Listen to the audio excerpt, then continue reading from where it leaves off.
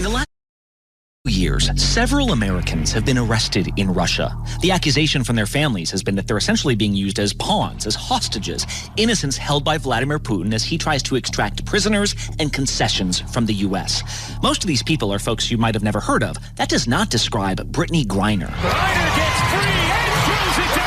WNBA star Brittany Griner is still in Russia after being detained since February. The 6'9" WNBA star, one of the few women on the planet who can dunk a basketball, was arrested in a Russian airport for possession of marijuana, which in Russia is punishable by up to 10 years in a prison labor camp. And so yesterday, after taking a look at her options, Brittany Griner entered a Russian courtroom, and perhaps the most famous American prisoner outside of America pleaded guilty. But I had no intention on breaking any Russian law. I was in a rush packing, and the cartridges accidentally ended up in my bag. It is still unclear what this will mean for her in the near term. Her family is hoping she'll be let off with a lesser sentence, or maybe even sent back to the U.S. in a prisoner's swap. But other prisoners have been hoping for the same thing for years. We've got the brother of one of them joining us right now. David Whelan is the twin brother of Paul Whelan. If that name sounds familiar, it's because Paul Whelan is a U.S. Marine who has been trapped in Russia for more than 3 years. David, thank you so much for being here. Glad to be here. First of all, can I just ask you about this Brittany Griner news? What was your reaction to see that guilty plea in a Russian courtroom?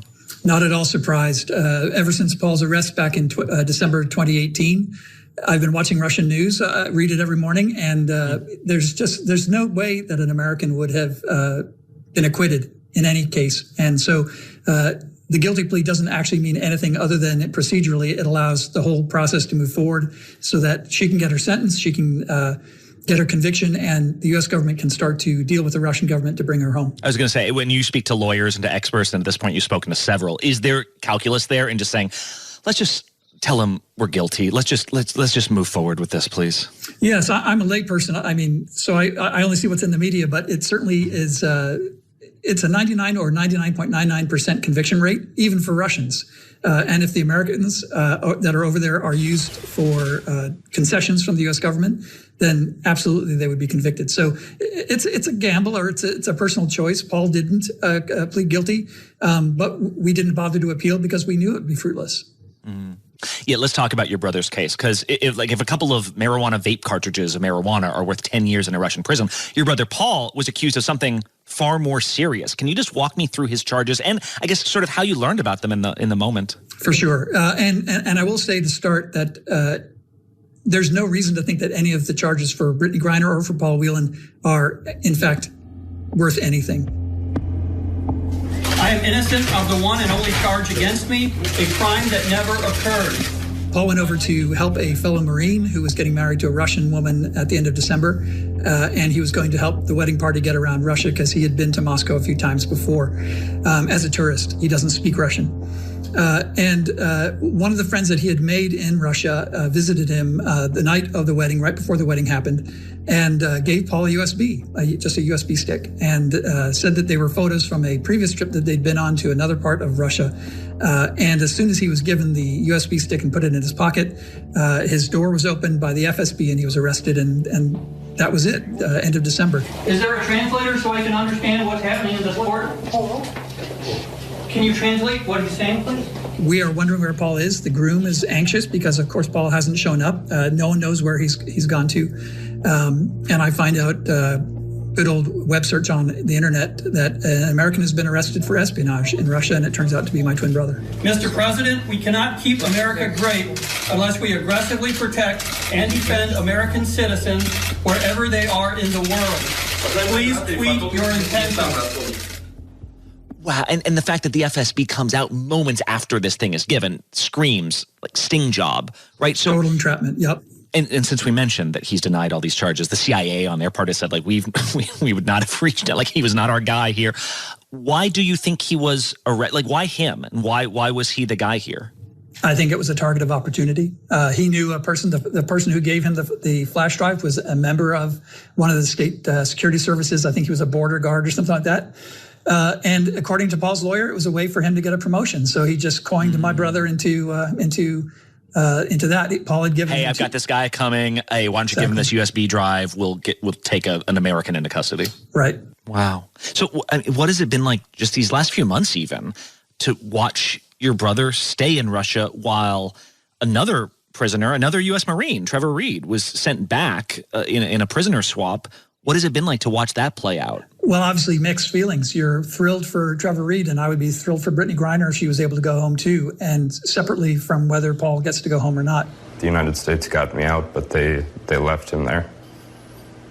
I can't describe to you how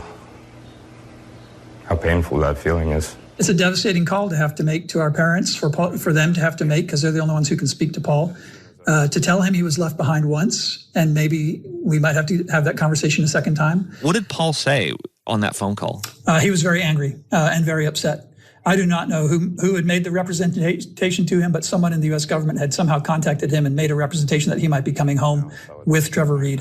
When I found out that it was an exchange that was happening, that they had probably exchanged Paul Whelan as well, and I expected him to be coming home with me, and he didn't. He said, "Why was I left behind?" I was thrilled for Trevor to go home, but it's very difficult. And I'm struck by the fairness of Americans. I'm an immigrant. I've just moved to America a few months ago. And from Canada, right? Right. And I'm struck by the fairness. There's this real feeling, well, Paul's been there longer. He should come home first. But each of these cases is distinct, and each of them has different requirements. And so the resources that the U.S. government brings to bear on each case is going to be different. And it may mean that Brittany Griner's case, she's likely to get a much shorter sentence than Paul's 16 years. Her guilty plea may, in fact, be a tactical advantage in that they do give her a lighter sentence or consider her crime less onerous, or because she is a known quantity in Russia, there may be some other political reasons for her to be released earlier. She could absolutely come home earlier. And I would be thrilled for her, like I said, but it's still hard because Paul's case is a separate case. But like you said, fairness. Is it fair if the Griner family got a call from the Bidens? I think your sister said, we haven't gotten a call from the Bidens. Does it feel like you're being treated fairly by the government? If obviously the Russian government is not outside of your control, but are you being treated fairly by the American government? I think so now, yes. Okay. The challenge we had was really for the first 2 years, 2019 to 2021, until the Biden administration came into being, we had radio silence. We had a president who wouldn't speak Paul's name. We had a Secretary of State who wouldn't talk about Paul's case. We've made clear to the Russians our expectation that we will learn more about the charges, come to understand what it is he's been accused of, and if the detention is not appropriate, we will demand his immediate return. We weren't aware of anybody actually going to talk to the Russians about Paul. So since January or February 2021, we've had a huge change. I made it clear to President Putin that we'll continue to raise issues of fundamental human rights. President Biden has specifically spoken about wanting to bring Paul home, being worried about Paul's case, not walking away from Paul, all that good stuff. And I raised the case of two wrongfully imprisoned American citizens, Paul Whelan and Trevor Reed. The phone calls with the president are a funny issue. We were asked to make more noise by somebody in the State Department because it was felt that there was not enough awareness or concern by certain agencies within the U.S. government, not the public. They asked you to make more noise? Oh, for sure, yeah. Why do you have to make the noise? It's your brother in prison. Nothing. You guys didn't do anything wrong, right? It was a very unfortunate request for them to make, and I think we ended up not making the sort of noise that they expected because we mostly pointed back at them and say, "Why would you ask a family to have to take on this responsibility?" I don't think that a phone call from the president is going to make any significant difference. I am confident that he is aware of Paul's case. I think he is a good and kind person, and he will make the decision to bring Paul home when there's an opportunity to do so. But the thing that is missing right now is the U.S. doesn't have a concession that the Russians want. I see. Right. That the U.S. has essentially traded back the prisoners they traded for Trevor Reed. Right. What else are you gonna do at this point besides change policy? And they're not going to change policies. Well, I mean, they could be more creative. Right now, the Russian government appears to be asking for one or two people, and the American government is responding by saying we won't give you one or two people, or at least that's what I understand. It ignores the fact that the Russians also want diplomatic properties that were taken away from them by the Obama administration in Maryland and New York and San Francisco.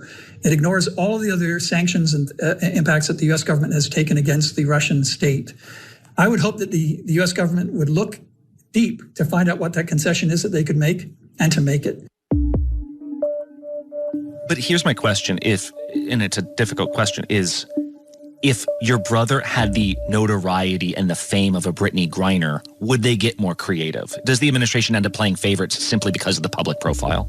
Oh, no, I don't think so at all. Okay. If I would say anything, and I'm a pretty skeptical kind of guy, I think that the U.S. government plays very fairly with all of us. But the reality is that in each of these situations, each of these cases, particularly when you get away from Russia to Venezuela, to China, to Saudi Arabia, other countries holding Americans, the resources that they have, the concessions that they can potentially make are even fewer than they might have with Russia.